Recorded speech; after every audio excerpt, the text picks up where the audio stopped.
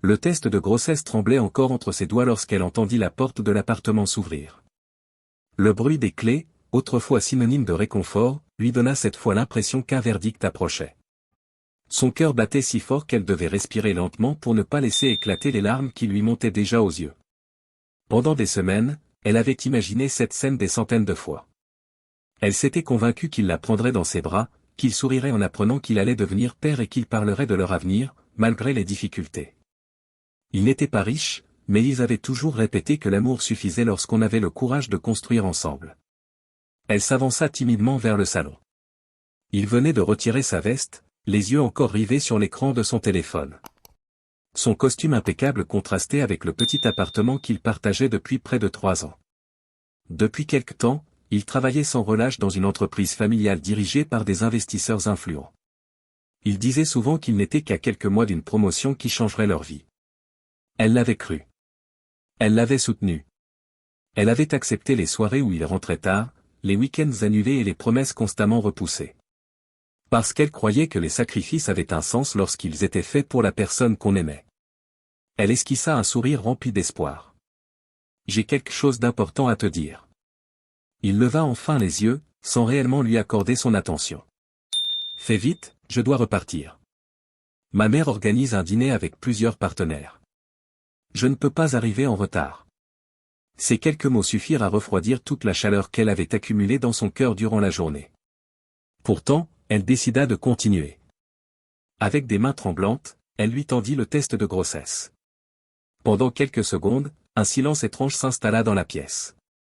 Il fixa le petit objet comme s'il venait de recevoir une facture impossible à payer. Aucun sourire. Aucun étonnement heureux. Aucun geste d'affection. Seulement un profond soupir. « Tu plaisantes, j'espère. » Elle sentit son estomac se nouer. « Non. Nous allons avoir un bébé. » Il se passa une main sur le visage avant de laisser échapper un rire nerveux. Ce n'est vraiment pas le bon moment. Elle tenta de rester calme. Il n'existe jamais de moment parfait, mais on trouvera une solution. On l'a toujours fait. Il secoua lentement la tête. Tu ne comprends pas. Alors explique-moi. Son regard changea. Celui de l'homme tendre qu'elle connaissait disparut derrière une froideur qu'elle ne lui avait jamais vue. Si ma famille apprend cette grossesse maintenant, tout est terminé pour moi. Elle fronça les sourcils. Comment ça? Il hésita quelques secondes avant de répondre. Ma mère a déjà prévu mon avenir. Ces mots tombèrent comme une pierre. Quel avenir? Elle négocie mon mariage avec la fille d'un grand industriel. Le monde sembla s'arrêter.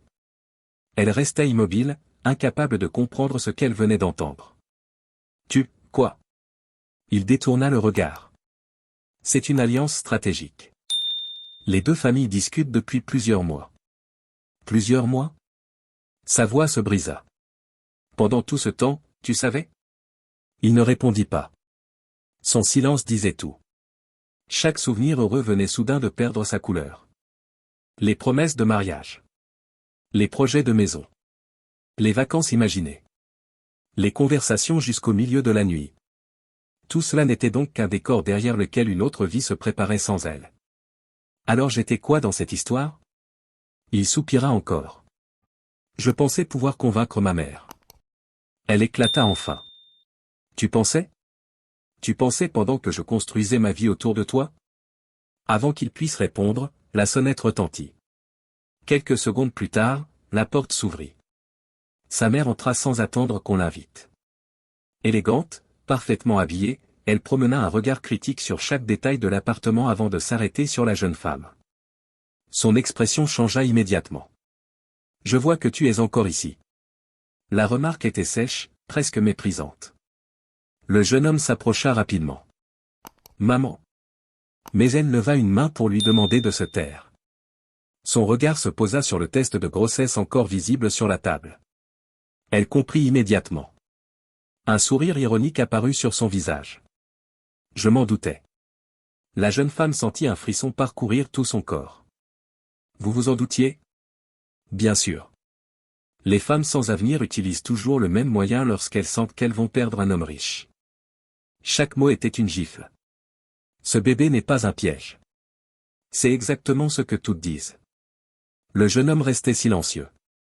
Pas une seule fois il ne défendit celle qui partageait sa vie depuis des années. Ce silence lui fit encore plus mal que les insultes. La mère continua, impitoyable. Tu crois vraiment que notre famille va accepter qu'une fille sans nom, sans fortune et sans relation fasse partie de notre héritage? Les larmes montaient, mais elle refusait de les laisser couler devant cette femme. Je n'ai jamais voulu votre argent. Alors tu n'auras aucun mal à partir. Elle tourna la tête vers son fils. Dis-lui. Il resta figé. Sa mère répéta d'une voix plus ferme. Dis-lui de quitter cet appartement.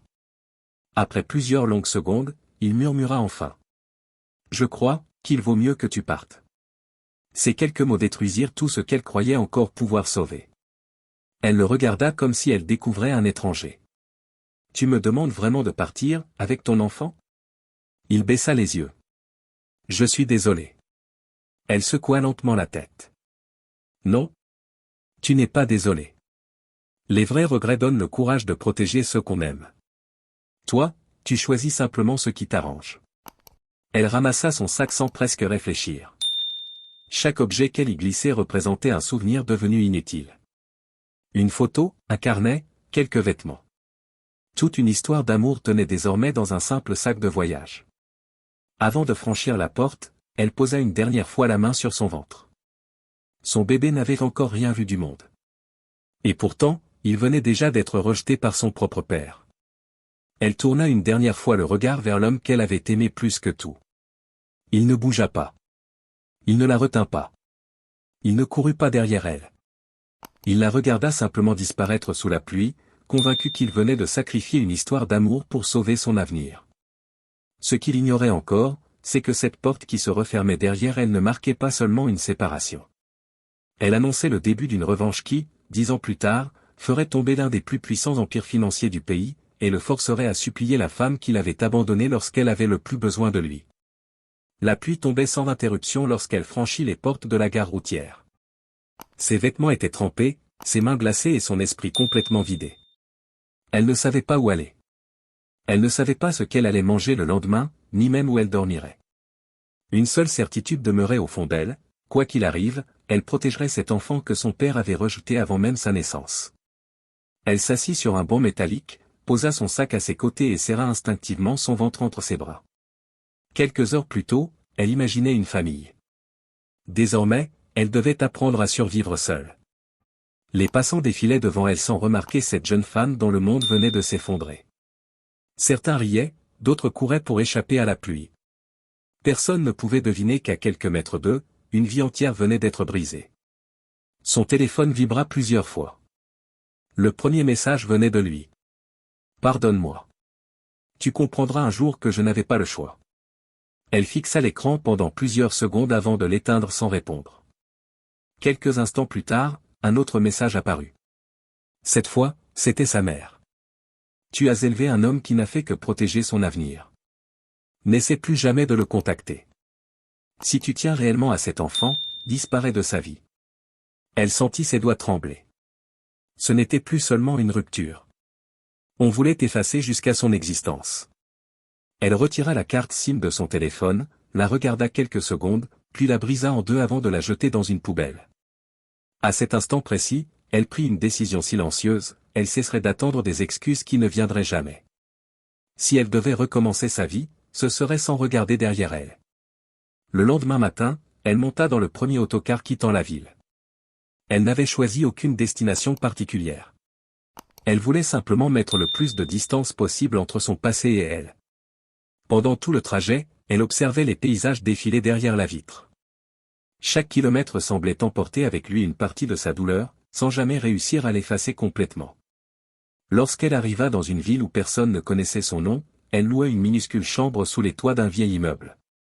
La peinture s'écaillait, les fenêtres laissaient passer le froid et le lit grinçait au moindre mouvement. Pourtant, pour la première fois depuis des jours, elle eut l'impression d'être en sécurité. Les semaines suivantes furent les plus difficiles de sa vie. Les employeurs refusaient souvent de l'embaucher en découvrant sa grossesse. Certains trouvaient des excuses maladroites. D'autres étaient plus directs. Nous avons besoin de quelqu'un de disponible. Revenez après votre accouchement. Nous ne pouvons pas prendre ce risque. Chaque refus était une nouvelle humiliation. Pourtant, elle continuait. Elle nettoyait des bureaux tôt le matin, servait dans un petit café l'après-midi et classait des archives le soir lorsqu'une mission temporaire se présentait. Elle rentrait épuisée, les pieds gonflés, mais chaque soir, avant de s'endormir, elle posait une main sur son ventre. Je te promets une chose. Tu ne manqueras jamais d'amour. Quelques mois plus tard, un petit garçon vint au monde.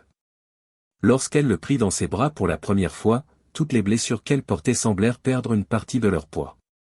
Il n'était pas responsable des choix de son père. Il représentait au contraire une nouvelle raison d'avancer. Elle lui donna un prénom qui signifiait « lumière ». Parce qu'il était devenu la seule lumière dans l'obscurité de sa vie. Les années passèrent. Chaque journée ressemblait à un combat. Les factures s'accumulaient. Les nuits étaient courtes. Les sacrifices étaient constants. Elle apprit à réparer elle-même les vêtements de son fils, à cuisiner avec presque rien et à transformer les difficultés en leçons de courage. Jamais elle ne prononça le nom de son père devant lui.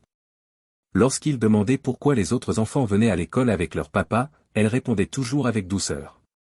Certaines familles sont différentes. Ce qui compte, c'est l'amour qu'on y trouve. Pendant ce temps, à plusieurs centaines de kilomètres de là, celui qu'il avait abandonné construisait l'existence dont il avait toujours rêvé. Les journaux économiques parlaient régulièrement de lui. Son mariage avec la fille du grand industriel avait fait la une des magazines. Les photographies montraient des costumes sur mesure, des voitures de luxe, des villas immenses et des réceptions où se côtoyaient les plus puissants chefs d'entreprise du pays. Aux yeux du monde, il avait tout réussi. Mais derrière les sourires des photographes, quelque chose s'était lentement fissuré. Son mariage ressemblait davantage à un contrat qu'à une histoire d'amour. Les décisions importantes étaient prises par les familles avant même qu'il puisse donner son avis. Chaque réussite professionnelle semblait appartenir davantage à ses beaux-parents qu'à lui-même. Il possédait désormais tout ce qu'il avait sacrifié pour obtenir, sauf la paix. Certaines nuits, lorsqu'il rentrait tard dans son immense maison, il s'arrêtait devant une chambre restée vide. Une chambre qui aurait dû appartenir à son enfant. Il se demandait parfois quel âge ce bébé pouvait avoir. À quoi il ressemblait. S'il était né. S'il était heureux. Puis il chassait rapidement ses pensées, persuadé qu'il était désormais trop tard pour regarder en arrière. Ce qu'il ignorait totalement, c'est que pendant qu'il vivait dans le luxe, la femme qu'il croyait avoir détruite reconstruisait patiemment quelque chose de bien plus précieux que l'argent. Chaque soir, lorsque son fils s'endormait, elle ouvrait les vieux livres qu'elle avait conservés depuis ses études. Elle suivait des cours en ligne gratuits, apprenait la gestion d'entreprise, la finance, le droit commercial et l'investissement. Elle travaillait jusqu'au milieu de la nuit malgré la fatigue. Elle ne cherchait pas la vengeance. Elle cherchait la liberté. Un jour, alors qu'elle effectuait un remplacement administratif dans une petite société au bord de la faillite, son directeur remarqua son intelligence exceptionnelle. Contrairement aux autres employés, elle ne se contentait pas d'exécuter les tâches qu'on lui confiait. Elle identifiait les erreurs, proposait des solutions, réorganisait les dossiers et trouvait des économies que personne n'avait remarquées. Intrigué, le vieil entrepreneur décida de lui confier davantage de responsabilités. Sans le savoir, il venait d'ouvrir une porte qui changerait à jamais le destin de cette mère célibataire. Et, quelque part, le destin commençait déjà à préparer la rencontre que personne n'aurait pu imaginer. Dans quelques années, celui qui l'avait abandonné découvrirait que la femme qu'il avait jugée sans avenir était devenue la seule personne capable de sauver l'empire qu'il risquait désormais de perdre. Les premières semaines passées dans cette petite entreprise ne ressemblaient à rien de spectaculaire. Les bureaux étaient modestes, le mobilier vieillissant et les ordinateurs mettaient plusieurs minutes à démarrer. À première vue, personne n'aurait imaginé que cette société survivrait encore une année de plus. Les fournisseurs réclamaient leur paiement, plusieurs clients historiques étaient partis chez la concurrence et les employés vivaient dans la crainte permanente de recevoir une lettre de licenciement. Pourtant, là où beaucoup ne voyaient qu'une entreprise condamnée, elle apercevait des possibilités. Chaque soir, lorsque les autres rentraient chez eux, elle restait quelques heures de plus. Elle analysait les comptes, comparait les contrats, relisait les anciens rapports financiers et cherchait à comprendre pourquoi une société qui avait autrefois connu le succès se retrouvait au bord de la faillite. Très vite, une évidence s'imposa. Le problème n'était pas le manque de clients. Le problème venait des mauvaises décisions prises pendant des années. Des contrats signés sans études sérieuses. Des dépenses inutiles. Des intermédiaires qui s'enrichissaient discrètement. Une organisation devenue si lourde que personne n'osait remettre en question les habitudes. Elle rédigea alors un rapport détaillé de plusieurs dizaines de pages. Elle ne se contentait pas de pointer les erreurs. Elle proposait des solutions. Réduction des coûts inutiles. Réorganisation des équipes. Modernisation des services. Négociation de nouveaux partenariats. Création d'une stratégie numérique alors que la plupart des concurrents continuaient de fonctionner comme 10 ans auparavant. Le lendemain matin, elle déposa le dossier sur le bureau du directeur. Le vieil entrepreneur leva les yeux, surpris. « C'est vous qui avez écrit tout ça ?» Elle acquiesça timidement. « Je sais que je dépasse peut-être mon rôle, mais je crois que l'entreprise peut encore être sauvée. » Il passa plusieurs jours à lire chaque page. Lorsqu'il la convoqua de nouveau, son regard avait changé. Pour la première fois depuis longtemps, il souriait. « Vous venez de me montrer ce que mes propres consultants, payés des fortunes, n'ont jamais été capables de voir. » À partir de ce jour-là, tout bascula. Elle obtint davantage de responsabilités. Puis une promotion. Puis une autre. Chaque décision qu'elle prenait produisait des résultats visibles. Les bénéfices commencèrent à remonter. Les anciens clients revenaient. De nouveaux investisseurs manifestaient leur intérêt. Les employés, qui avaient perdu tout espoir, retrouvaient peu à peu leur enthousiasme. Pendant ce temps, son fils grandissait. Il n'avait jamais connu le luxe. Mais il connaissait quelque chose de plus rare. La dignité. Chaque soir, il voyait sa mère travailler jusqu'à très tard, sans jamais se plaindre. Lorsqu'il lui demandait pourquoi elle ne se reposait pas davantage, elle répondait toujours avec le même sourire. Parce qu'un jour, tu comprendras que personne ne peut voler ce que tu apprends.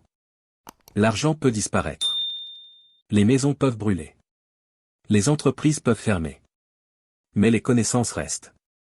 Ces paroles devinrent les fondations de son éducation. Quelques années plus tard, un événement inattendu bouleversa une nouvelle fois son existence. Le directeur de l'entreprise tomba gravement malade. Les médecins lui recommandèrent de quitter définitivement ses fonctions. Avant son départ, il demanda à la voir. Dans son bureau devenu silencieux, il posa devant elle une enveloppe. « Ouvrez-la. » À l'intérieur se trouvait un document officiel. Elle resta sans voix. Le vieil homme venait de lui céder une partie importante de ses actions. « Je ne peux pas accepter. » Il secoua doucement la tête. « Si. Parce que vous êtes la seule personne qui n'a jamais travaillé ici pour son propre intérêt. Vous avez sauvé cette entreprise alors que tout le monde la condamnait. Vous m'avez rappelé pourquoi je l'avais créée. Aujourd'hui, je préfère la confier à quelqu'un qui connaît la valeur du travail plutôt qu'à des héritiers qui ne connaissent que la valeur de l'argent. » Les larmes remplirent ses yeux. Pour la première fois depuis 10 ans, quelqu'un croyait en elle sans rien attendre en retour. Elle accepta cette responsabilité avec une seule promesse. Ne jamais oublier d'où elle venait. Sous sa direction, l'entreprise entra dans une période de croissance exceptionnelle. Elle investit dans les nouvelles technologies. Elle recruta de jeunes talents. Elle développa des partenariats internationaux. Elle racheta plusieurs sociétés concurrentes. Les médias commencèrent enfin à parler de cette dirigeante mystérieuse qui refusait les interviews, évitait les cérémonies mondaines et continuait de vivre simplement malgré une fortune qui augmentait chaque année. Pendant que son ascension impressionnait le monde économique, une autre entreprise connaissait exactement le chemin inverse. L'empire de la famille de son ancien compagnon commençait à vaciller. Pendant des années, ils avaient cru que leur puissance était éternelle. Mais le marché avait changé. Les mauvais investissements s'accumulaient. Les dettes devenaient impossibles à cacher. Plusieurs partenaires historiques se retiraient discrètement. Les banques exigeaient des garanties toujours plus importantes. Les réunions de crise se multipliaient. Pour la première fois, les membres de cette famille comprirent qu'ils pouvaient réellement tout perdre. L'homme qui avait autrefois choisi la richesse plutôt que l'amour passait désormais ses journées enfermé dans des salles de réunion. Les traits de son visage s'étaient durcis. Ses cheveux commençaient à grisonner. Son mariage n'était plus qu'une façade entretenue pour protéger l'image de la famille. Sa femme vivait de son côté. Ils apparaissaient ensemble uniquement devant les photographes. Le reste du temps, ils menaient deux existences totalement séparées. Certaines nuits, incapable de dormir, il ouvrait un vieux carton oublié au fond d'un placard. À l'intérieur se trouvait une photographie. La seule qu'il avait conservée. On les voyait tous les deux, souriants, assis sur un banc public, bien avant que l'argent ne devienne plus important que les promesses. Il passait parfois plusieurs minutes à regarder cette photo. Puis il la rangeait rapidement, comme si quelqu'un risquait de découvrir le poids de ses regrets. Il ignorait toujours une vérité essentielle. La femme qu'il croyait avoir condamnée était désormais devenue l'une des entrepreneurs les plus influentes du pays. Et surtout, l'entreprise qu'elle dirigeait venait discrètement de racheter plusieurs créanciers de sa famille. Sans faire de bruit. Sans annoncer son nom. Sans chercher à attirer l'attention. Pièce après pièce, elle reconstruisait un échiquier dont personne ne comprenait encore la stratégie. Un matin, son directeur juridique entra dans son bureau avec un dossier particulièrement épais. « Madame, nous avons terminé les dernières acquisitions. » Elle leva calmement les yeux. « Alors ?» Le vieil avocat prit une profonde inspiration avant de prononcer une phrase qui allait changer le destin de deux familles. « Désormais, c'est nous qui détenons le contrôle de la dette de l'entreprise qui appartient à la famille de votre ancien compagnon. » Elle resta silencieuse. Elle ne sourit pas. Elle ne célébra pas cette victoire. Elle regarda simplement par la fenêtre pendant quelques secondes. 10 ans plus tôt, elle avait quitté un appartement sous la pluie avec un enfant à naître et un simple sac de voyage. Aujourd'hui, sans avoir élevé la voix, sans avoir cherché la vengeance, sans avoir humilié qui que ce soit, elle possédait désormais le pouvoir de décider si l'empire qu'il avait rejeté survivrait ou disparaîtrait à jamais. Et le destin s'apprêtait enfin à organiser leur première rencontre depuis cette nuit où il l'avait laissé partir sans se retourner. Le jour de la réunion décisive arriva dans un silence presque irréel. Dès l'aube, les dirigeants de l'entreprise familiale se succédaient devant les immenses baies vitrées de la salle du conseil. Personne ne parlait très fort. Les visages étaient fermés, les regards inquiets. Depuis plusieurs semaines, une seule question revenait dans toutes les conversations: qui était donc cet investisseur mystérieux qui rachetait discrètement leurs créances, leurs partenaires et même certains de leurs actionnaires historiques? Aucun nom. Aucune interview. Aucune apparition publique. Seulement une société holding dont les acquisitions s'enchaînaient avec une précision déconcertante. L'homme qui avait abandonné la femme qu'il aimait 10 ans plus tôt prit place au bout de la grande table en bois massif. Il semblait plus âgé que son âge. Les nuits sans sommeil avaient creusé son visage. Les responsabilités avaient remplacé l'assurance qu'il affichait autrefois. Depuis plusieurs mois, il se battait pour sauver l'entreprise que son père lui avait confiée. Il avait vendu plusieurs biens personnels, renoncé à une partie de ses revenus et tenté de convaincre les banques de lui accorder un dernier délai. Mais les chiffres étaient implacables. L'entreprise étouffait. Ce matin-là représentait leur ultime chance. Le président du conseil annonça calmement. Les représentants du groupe acquéreur sont arrivés. Tous les regards se tournèrent vers la porte. 2 avocats entrèrent les premiers. Puis le directeur financier. Enfin, une femme franchit lentement le seuil. Elle portait un tailleur sobre, sans aucun bijou ostentatoire. Ses cheveux étaient attachés avec simplicité. Son visage exprimait un calme impressionnant, celui que seules les personnes ayant traversé les plus grandes tempêtes finissent par acquérir. Pendant quelques secondes, le temps sembla s'arrêter. L'homme resta figé. Son souffle se coupa. Il la regardait sans parvenir à croire ce que ses yeux voyaient. Elle. Impossible. Son cerveau refusait cette réalité. La jeune femme qu'il avait laissée partir sous la pluie n'existait plus. À sa place se tenait une dirigeante respectée, entourée de collaborateurs qui attendaient chacun de ses mots avant de prendre la moindre décision. Dans la salle, plusieurs administrateurs se levèrent pour la saluer avec un profond respect. Elle répondit d'un simple signe de tête avant de s'installer à l'extrémité opposée de la table.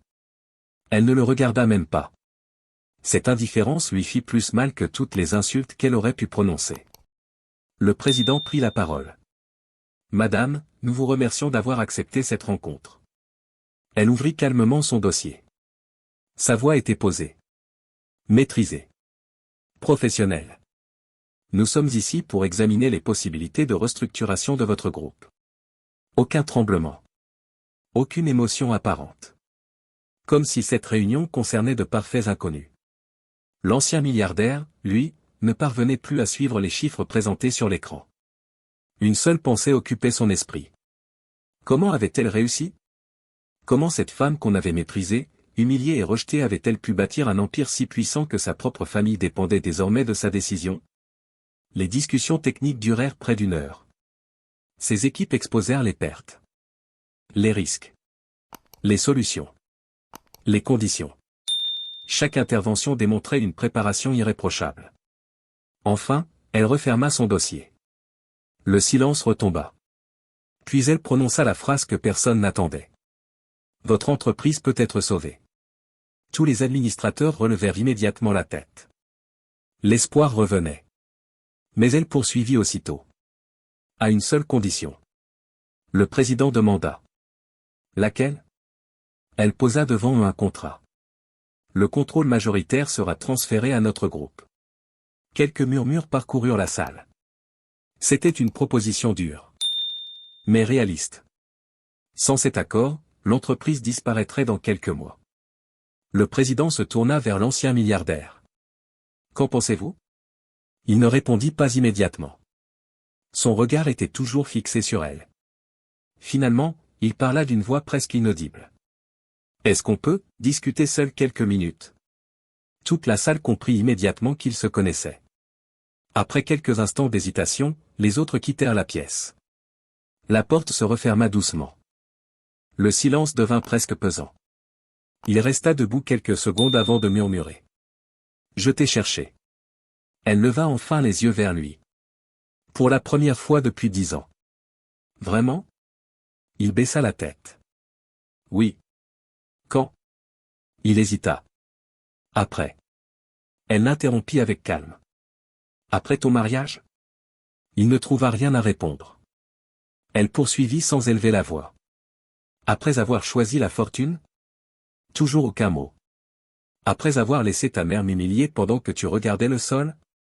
Chaque question était précise. Factuelle. Sans colère. Et c'était précisément ce qui le détruisait. Elle n'avait plus besoin de crier. La vérité suffisait. Il sentit ses yeux s'embuer. Je n'ai jamais cessé de penser à toi. Elle le regarda longuement. Puis répondit doucement. Penser à quelqu'un ne change rien à la vie qu'on lui a imposée. Le silence retomba. Il semblait chercher ses mots depuis 10 ans. J'étais faible. Elle acquiesça. Oui. J'avais peur de perdre tout ce que ma famille avait construit. Elle répondit immédiatement. Et tu as perdu ce qui n'avait pas de prix.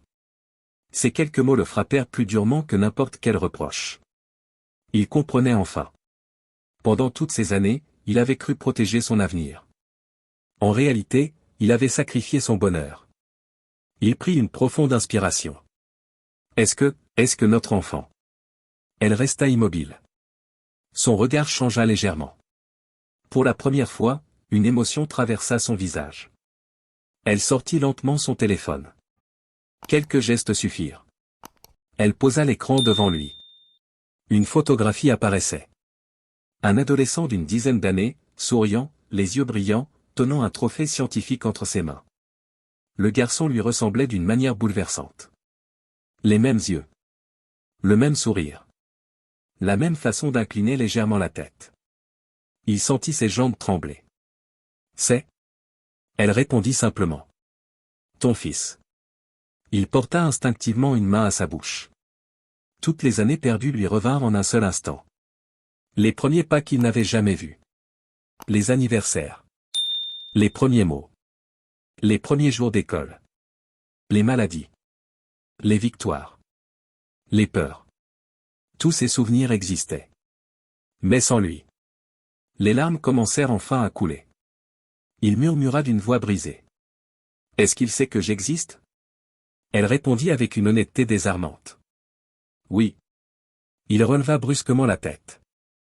Tu lui as parlé de moi? Je lui ai dit la vérité. Son cœur s'accéléra. Quelle vérité? Elle soutint son regard. Que son père était un homme qui avait eu peur. Pas un homme mauvais. Pas un monstre. Simplement un homme qui avait laissé les autres choisir sa vie à sa place. Il éclata en sanglots. Pour la première fois depuis très longtemps, il ne pleurait ni pour son entreprise, ni pour son argent, ni pour sa réputation. Il pleurait pour toutes ces années qu'aucune fortune ne pourrait lui rendre. Après quelques minutes, il réussit à demander. Est-ce qu'il accepterait de me rencontrer? Elle resta silencieuse. Puis répondit avec une douceur inattendue. Cette décision ne m'appartient plus. Elle appartient au jeune homme que tu as laissé derrière toi avant même sa naissance. S'il accepte un jour de te voir, ce sera parce qu'il l'aura choisi. Jamais parce que je l'aurai forcé. Elle se leva lentement. Ramassa son dossier. Puis se dirigea vers la porte. Avant de sortir, elle s'arrêta une dernière fois. Sans colère. Sans haine. Sans triomphe. Elle dit simplement. Il y a 10 ans, je croyais que tu avais détruit ma vie. Aujourd'hui, je comprends que tu n'as fait que changer son chemin. Et ce chemin m'a conduite exactement là où je devais être. Elle ouvrit la porte. Toute l'équipe l'attendait à l'extérieur. En la voyant sortir, chacun se remit immédiatement au travail. Personne n'avait entendu leur conversation. Mais tous remarquèrent une chose. L'homme qui dirigeait autrefois l'un des plus puissants groupes du pays était resté seul au milieu de cette immense salle. Assis. Le visage entre les mains. Comprenant enfin que la plus grande richesse qu'il avait perdue n'avait jamais été une entreprise. C'était la famille qu'il avait abandonnée de son plein gré. La réunion s'acheva quelques heures plus tard. Les avocats finalisèrent les derniers détails de l'accord. Les actionnaires votèrent en faveur de la restructuration. Les banques retirèrent leurs procédures les plus urgentes. En une seule journée, un empire qui s'apprêtait à s'effondrer venait d'être sauvé. Pour beaucoup, cette signature représentait une victoire financière. Pour elle, ce n'était rien de plus qu'une décision rationnelle. Elle n'avait jamais acheté cette entreprise pour humilier ceux qui l'avaient rejetée. Elle l'avait achetée parce qu'elle employait des milliers de familles innocentes qui n'avaient aucune responsabilité dans les erreurs de quelques dirigeants. Détruire la société aurait satisfait l'orgueil de certains, mais aurait condamné des employés, des fournisseurs et des enfants qui dépendaient de leur salaire.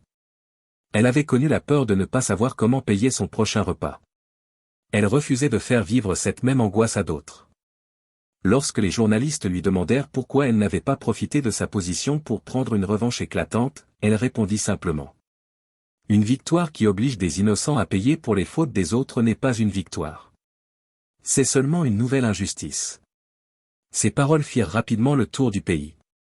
Beaucoup découvrirent alors que derrière cette dirigeante discrète se cachait une femme dont le parcours avait été construit sur les épreuves plutôt que sur les privilèges. Pendant ce temps, l'ancien milliardaire vivait les journées les plus longues de son existence. Pour la première fois depuis des années, il ne cherchait plus à sauver son image. Il cherchait à réparer ce qui pouvait encore l'être. Quelques semaines passèrent avant qu'il n'ose écrire une lettre. Il recommença plusieurs fois. Les mots lui semblaient toujours insuffisants. Comment demander pardon pour 10 années d'absence? Comment expliquer à un enfant pourquoi son père avait choisi une fortune qui avait fini par lui échapper? Finalement, il renonça à trouver les phrases parfaites. Il écrivit seulement la vérité. Je ne mérite pas que tu me pardonnes. Je ne mérite même pas que tu me répondes. Mais je veux que tu saches une chose. Il n'existe pas un seul jour où je n'ai pas regretté la décision qui t'a privé d'un père. Si un jour tu acceptes de me rencontrer, je viendrai sans rien attendre. Je ne te demanderai pas de m'aimer. Je voudrais seulement avoir la chance de te dire que j'ai eu tort. La lettre resta plusieurs jours sur le bureau de la jeune femme. Elle la lut. Puis la relut. Elle ne prit aucune décision à la place de son fils. Le soir même, elle déposa simplement l'enveloppe devant lui. C'est pour toi. Le garçon, désormais adolescent, observa longtemps l'écriture sur le papier. Il savait depuis plusieurs années qui était son père. Sa mère ne lui avait jamais menti. Elle ne l'avait jamais poussé à le détester non plus. Elle lui avait simplement raconté les faits. Le reste appartenait à son propre cœur. Il lut la lettre dans un silence complet. Puis il leva les yeux vers sa mère. « Est-ce que tu serais en colère si je voulais le rencontrer ?» Elle sourit doucement. Un sourire empreint d'une immense sérénité. « Non. La colère est un fardeau. Je t'ai élevé pour que tu sois libre. Pas pour que tu portes mes blessures. » Quelques jours plus tard, ils se retrouvèrent dans un petit parc. Pas dans un restaurant de luxe. Pas dans une salle de réunion. Pas devant des caméras. Simplement sur un banc, sous les arbres. L'ancien milliardaire arriva le premier. Il semblait nerveux comme un jeune homme se présentant à son premier entretien. Lorsqu'il aperçut son fils marcher vers lui, accompagné de sa mère, son cœur sembla s'arrêter. Le garçon était plus grand qu'il ne l'avait imaginé. Son regard était calme. Assuré. Il reconnut immédiatement ses propres traits mêlés à ceux de la femme qu'il avait autrefois aimée. Pendant quelques secondes, aucun des deux ne parla.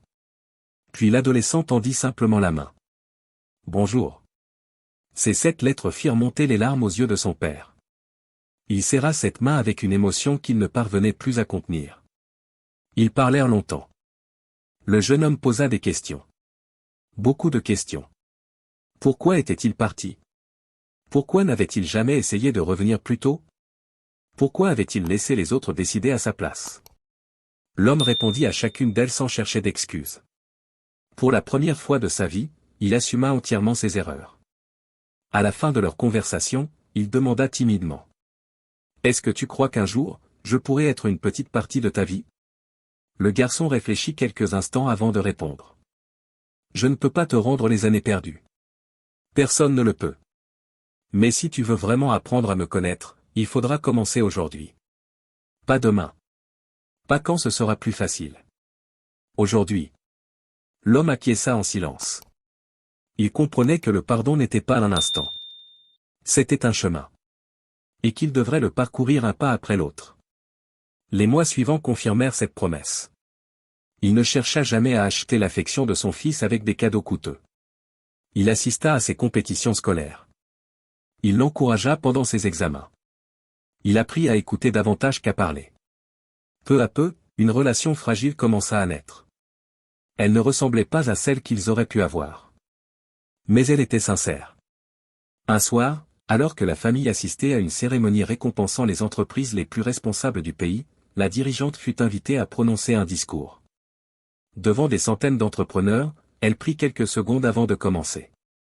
Pendant longtemps, j'ai cru que le succès consistait à prouver quelque chose à ceux qui nous avaient fait souffrir.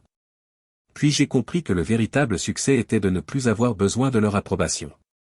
La salle resta silencieuse. Elle poursuivit. L'argent peut reconstruire des bâtiments. Le pouvoir peut sauver des entreprises. Mais ni l'un ni l'autre ne peuvent racheter le temps perdu. Choisissez toujours les personnes avant les apparences. Le courage avant la peur. L'amour avant l'orgueil. Parce qu'un choix guidé par la peur peut coûter une vie entière de regrets. Toute la salle se leva pour l'applaudir. Parmi les invités, son ancien compagnon applaudit lui aussi. Mais cette fois, il ne voyait plus devant lui la femme qu'il avait perdue. Il voyait celle qu'elle était devenue grâce à son propre courage. En quittant la cérémonie, ils marchèrent quelques mètres ensemble. Leur fils avançait quelques pas devant eux, riant avec des amis. L'homme rompit finalement le silence. « Tu sais, j'ai longtemps cru que j'avais perdu mon entreprise. En réalité, j'avais perdu bien plus que ça. » Elle le regarda avec bienveillance. « L'important, c'est que tu l'aies compris avant la fin de ta vie. » Il esquissa un sourire. Le premier sourire sincère depuis de nombreuses années. Ils ne redevinrent jamais le couple qu'ils avaient été. Certaines blessures cicatrisent. Elles ne disparaissent jamais complètement. Mais ils apprirent quelque chose de plus précieux encore. 2 personnes peuvent cesser de s'aimer comme autrefois et pourtant se respecter profondément. Ils construisirent une relation fondée sur la confiance, uniquement pour offrir à leur fils ce qu'il méritait depuis le premier jour, 2 adultes capables de placer son bonheur avant leur passé. Et c'est peut-être cela, la plus belle des revanches. Non pas voir celui qui vous a fait souffrir tomber. Mais réussir à se relever si haut que la haine n'a plus aucune place dans votre cœur. Morale. La richesse peut ouvrir des portes, mais elle ne remplace jamais une parole tenue. La peur peut faire prendre des décisions rapides, mais leurs conséquences peuvent durer toute une vie. Ne choisissez jamais une position sociale au détriment des personnes qui vous aiment sincèrement. Car les fortunes se construisent et s'effondrent. Les entreprises naissent et disparaissent. En revanche, les occasions perdues d'aimer, de protéger et d'être présent ne reviennent jamais.